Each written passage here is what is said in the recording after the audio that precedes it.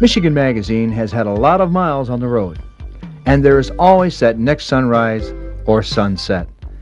We've been to a lot of beautiful places, talked to some very interesting people, and learned about interesting crafts. There are stories that we'll never be able to get to, regardless of how hard we try. However, this story is one we just had to let you know about. Thanks to Bill Jamerson for this excellent archive footage of the Camp Forgotten. This segment is about the legacy of Roosevelt's Tree Army, the CCCs of Michigan. 1933 to 1942. Rising phoenix-like from the depths of the Great Depression, Franklin Delano Roosevelt's CCCs, the Civilian Conservation Corps, fought the good fight for conservation in these United States. Before its close, as Pearl Harbor erupted, nearly 3 million young men of all backgrounds and races were engaged in a massive salvage program of our forest, croplands, and wildlife. The Cs planted more than 2,300,000,000 trees while performing countless other conservation tasks. In the process, two wasted resources, unemployed, disillusioned young men and the land were brought together to benefit of both. Today, Michigan continues to reap untold benefits from the dedicated effort of the now almost forgotten CCC's Roosevelt's Tree Army.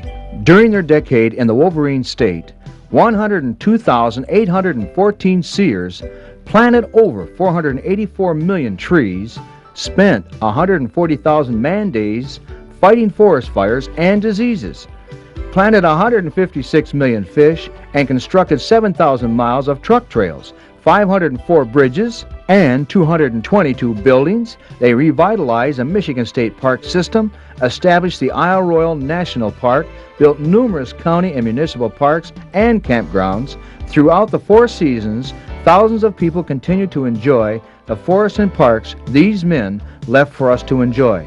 Today, the millions of trees they planted grace our Michigan forest lands. Harvest of second and third cuttings are being realized as these trees continue to produce. We talked with William H. Fraser, Director of the North Central Region, National Association of Civilian Conservation Corps Alumni, at Higgins Lake State Park, the site of one of the only CCC camp museums in Michigan, where we talked about the legacy of the CCCs. I started when Roosevelt started. When he was elected, I might say that this country was in a real depression. It had affected entire Europe as well.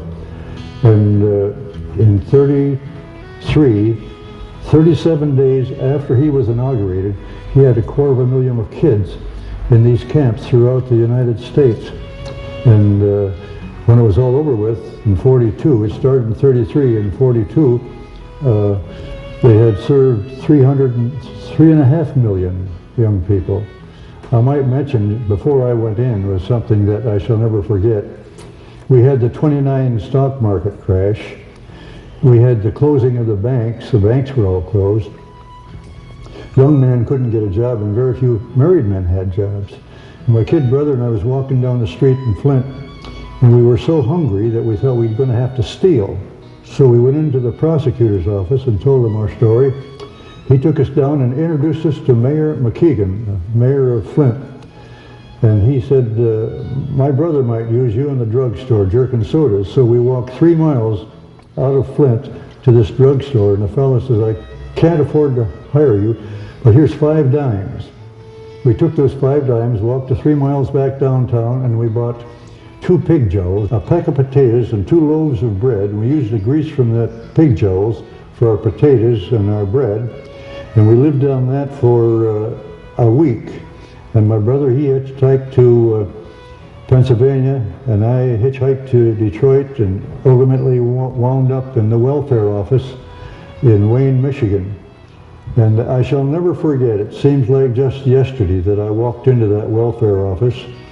It wasn't the ache or the pain in my stomach from hunger that bothered as much as it was the ache in my heart from being rejected so many times in the employment lines, because the personnel director would step out and he'd say, all single men step out, and we'd all step out. He'd say, you might just well go on home, there are no jobs for you. So when I walked in that welfare office, I was on welfare for 15 minutes to get into the C's. And I raised my hand and was sworn in 15 minutes, I guess, and I felt I now had a job working for $1 a day. I got $5, my folks got 25 of it.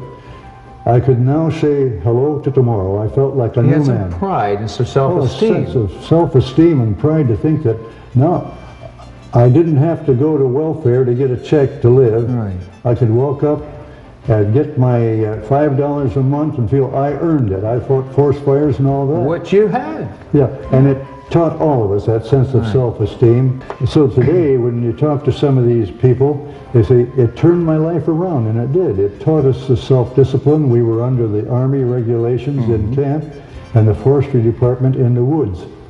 And we all learned to get up in the bugle blue and make our beds, keep our barracks neat and tidy after we got into the barracks. Before we got into the barracks, we lived in those tents until there was 18 inches of snow on the ground. We were getting our barracks. That was rough. We push our bunks together, and we take our 4 blankets and put a couple on the bottom and a couple on the top, sleep together to keep warm, you know. And it was pretty cold, but it was a great experience. We worked hard. Oliver Wendell Holmes once said, "A man's mind, stretched by a new idea, shall never return to its former dimensions." And when I think of the vision of FDR and having the idea of putting us into these camps and turning our lives around, the same thing, if it was that same idea was used today to put these kids into these camps, it would take these kids off drugs, it would take care of all the high school dropouts. They need some direction in their life, some self-respect and self-esteem, and this kind of a program will give it to them. Bill's belief in reinstituting the concept of the CCCs is a driving force in his life today. Meeting with top legislators throughout the country, Bill is helping spearhead a movement to bring the CCCs to life again. Our visit at the CCC Museum within the boundaries of North Higgins Lake State Park continued as Bill gave us a personal tour of the old campsite, pointing out and explaining the significance of each exhibit, recalling memories of past friends and of the daily character-building life of a CCC boy. There were approximately 108 CCC camps in Michigan in the early days, filling a need of that period, a need Bill believes has come again. The impact of the CCCs on the boys who took part in the programs has been so great that those boys who are now men in their 70s still get together in yearly reunions. Michigan Magazine returned to the same state park a few weeks after we visited with Bill for the 60th reunion, where camps throughout Michigan were represented by the former CCC boys who were now carrying RVs and trailers behind them instead of the backpacks and axes. Yeah. Wow. You never turn down a coffee, especially from the CCC. Yeah. And you're I'm Bill Tykel. I'm from Hartford, Michigan. Del I'm Vaughn, glad to meet you. President of Chapter 144. All right. And these are all... Irene Wilsey. Okay, Irene, and who we got over here? Evelyn Ripple and my husband Russell. and Russell. Russell. This is my better half. Glad to meet you. Glad to meet you. We started our chapter in 1988. with 1988. About 4 members, and now we're up to about 35. Wow. 40 maybe. Growing. Yeah, After this 35, week, 40. after this week, we hope to reach 50. How did you happen to join the CCCs? Well, Not like it was. Tell them we were all kids out of it. That's all kids with something to do. we didn't We have had nothing to do. Nothing to do. Yeah, we were just running And around. Roosevelt saved the Thought we day could and he'd take give us the all a off, job. You know, and All a bunch poor of us guys folks. all took it off Yeah. same time. The Depression, everybody was poor. They were all in the same boat. Yeah. We all had the same start. We all had nothing. Yeah. We're all kids. What did you do while you were in the CCC? Well, we planted trees, and I marked trees for forestry department so the CCs could cut them down. Have you seen any of the trees that you planted back in what year? What was it? You planted? 1933. 33. Have you revisited any of that Oh tree yeah, stand? oh yeah, Are they still there? oh yeah. Are they Well, doing a lot Starting of to them are cut being there, starting to cut them. Starting to cut them? Yeah. How big are they? Oh, probably a foot and a half through some of them a foot. So the CCCs may be retired, but by golly, they're going to get reactivated, you think? Hey, they're alive. They're alive and moving, well. And moving. We're just getting bigger all the time, and We're trying to get a lot of the young people that belong to the... Mr. Roosevelt did a job at the time that had to be done, didn't he? And I'll That's tell right. you what, He did it at their best time. We want the youth to get in so A lot they of can the folks, learn a lot of the young work ethic. folks that when this started up were, a lot of them were headed for trouble. They- Right. Sure, And, say that again. At the time, my mother told me to stay away from them boys. They Is weren't that any right? good. Yeah, my mother said that too. Hey, you haven't mentioned that. That was his CC sweetheart, and he married her. I was a CC sweetheart and I married him back in 1933. Can we hear it? Yeah, hey. This is one project that the Michigan CCers have taken on, that they're going to mark every original CC camp. That you Who's that see, one at Paulding, Michigan? yeah, you see all these Yeah. here. All I was in that one. Was you? Yep. At Paulding? Yep. Yeah, all there is a footing now where Right. the administration That's where they building all is. was. But they've They're all- got- They're all that way now. Nice meeting you, Frank. Nice to meet you. And you are the chairman of the, chairman of this registration? Statewide reunion. Statewide reunion. Is this group growing? This group is The CCC? growing, and somewhat growing, but as you well know, 60 years have passed. Yeah. Most of us are in our late, middle to middle 70s to mid 80s. That's up there. And there. you can readily understand that we're not going to be growing too much. Bill Jamerson is in his 40s. Now, he had nothing to do with the CCC, but he talked to some of us, became interested, decided that he wanted to make films, a documentary. By the same token, the president of academic affairs at Community College in Lansing, he's in his 50s. He never had anything to do with the CCCs. He has taken a great interest. He has taken the interest to go to Washington, D.C. to talk to the president about it. Well, we're here at the Higgins Lake State Forest Park in Roscommon County, and with me is Dr.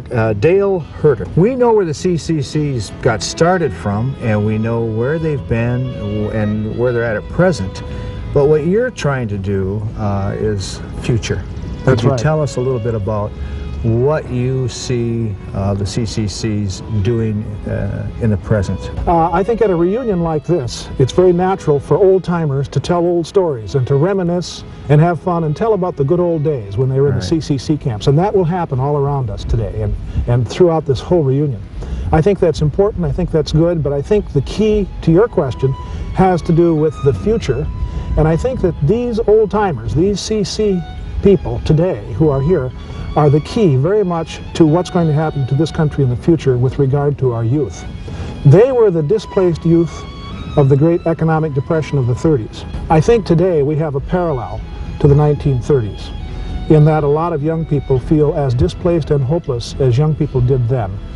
Then they were displaced by economic problems. Today I think they're displaced by social and family and crime problems. We have drive-by shootings, we have guns in schools at an alarming rate, we have single mother births at an unbelievable rate, we have people wanting, young people wanting to join something, to be a part of something important and worthwhile. And I think the future of this country and our democracy, frankly, are in jeopardy.